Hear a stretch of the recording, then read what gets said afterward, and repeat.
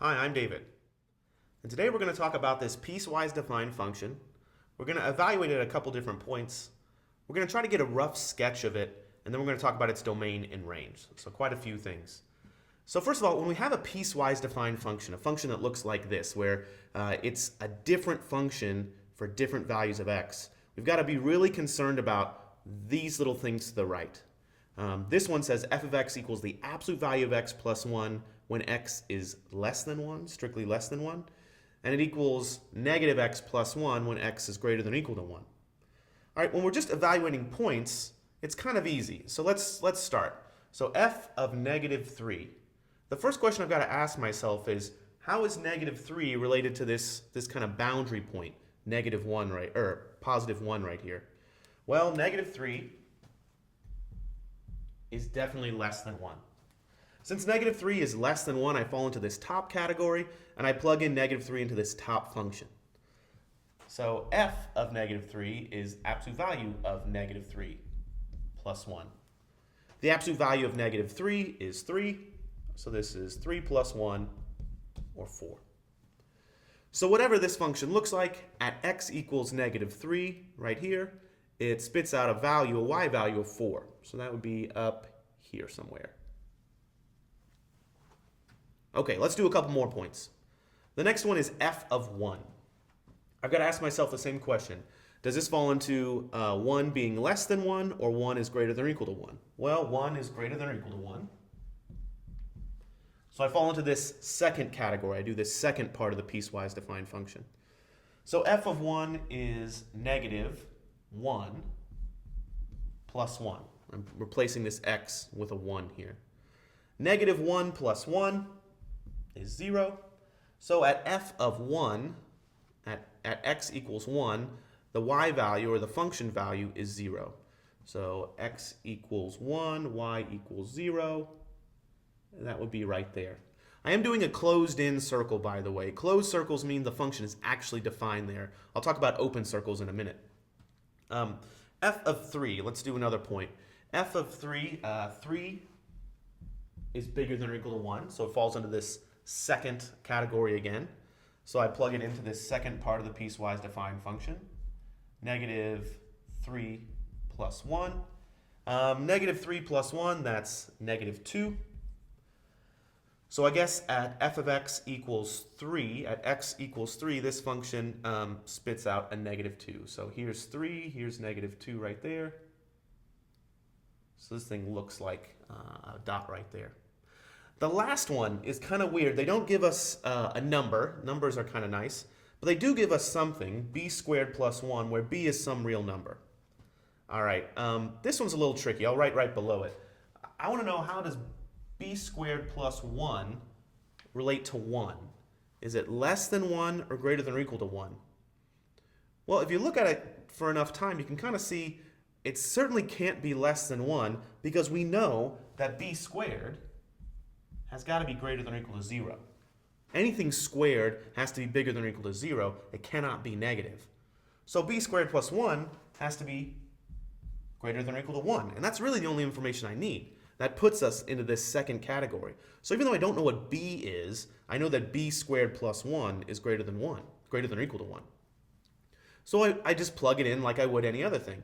So this equals negative, I'll leave a big space, plus 1. And what goes in that parentheses, just like 1 and 3 went in these parentheses, in this parentheses goes b squared plus 1. Now, if you want to simplify this, it's probably a good idea, because I can distribute that negative and it's going to simplify a little bit. I've got negative b squared. The minus comes through, and I've got a negative 1 plus 1. That negative 1 and plus 1 cancel out, add to give me 0. So I've got negative b squared. Now, I can't sketch that on this picture because I don't know what b is. But I do know that if I plug in something of the form b squared plus 1, my output for this function is going to be negative b squared. Okay, so we've successfully gotten the values for these 4 inputs. Now I need to figure out some sort of idea of what the domain is and what the range is. The domain, these are the x values.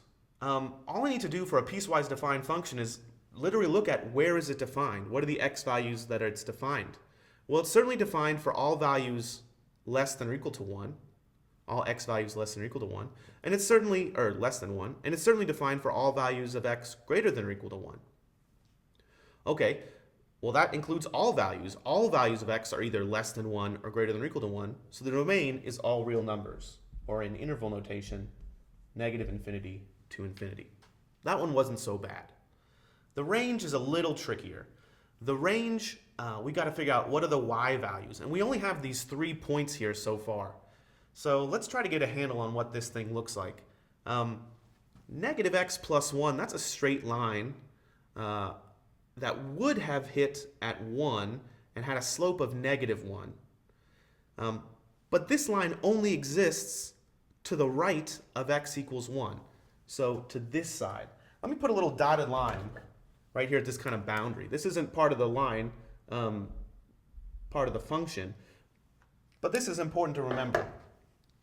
To the right of this dotted line, the function looks like negative x plus 1. That's something that would be a straight line that goes straight down like this. But it only exists to the right of x equals 1. And this is a filled in circle because at x equals 1, I still have the function negative x plus 1. To the left of this dotted line, it looks like absolute value of x plus 1. Now you could plug this into a graphing calculator if you'd like to. You could also think about what the function absolute value of x looks like. It looks like a V kind of centered at the origin, and then this one moves up 1. But no matter how you do it, it looks something like this. And then it goes up from there. Now right here at x equals 1, what do I do at this point? Well, the deal is the function doesn't actually go all the way to 1 on the left. It's not x is less than or equal to 1, it's x is strictly less than 1. So whenever I have one of these strict inequalities, I do an open circle right there. To mean it's not really, that point doesn't exist right there, it's the point down there. Now that I have this little sketch of what the function looks like, I can figure out the range, the y values.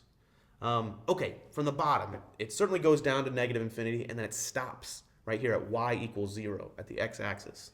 So I'll jot that down. Negative infinity to 0. Now I need to know, do I do a parentheses or a bracket? Well, I'm going to do a bracket here because it does reach y equals 0.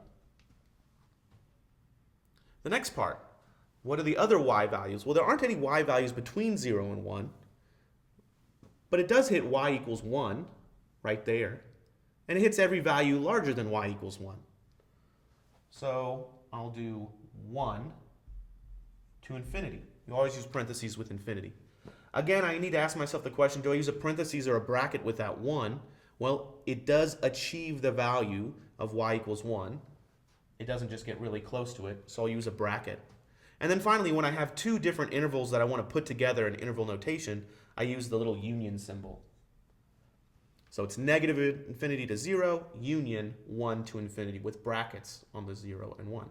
And that's the range. It's a little tricky. In this picture, you might need some help with a graphing calculator, but this is the range of this piecewise defined function. Thank you.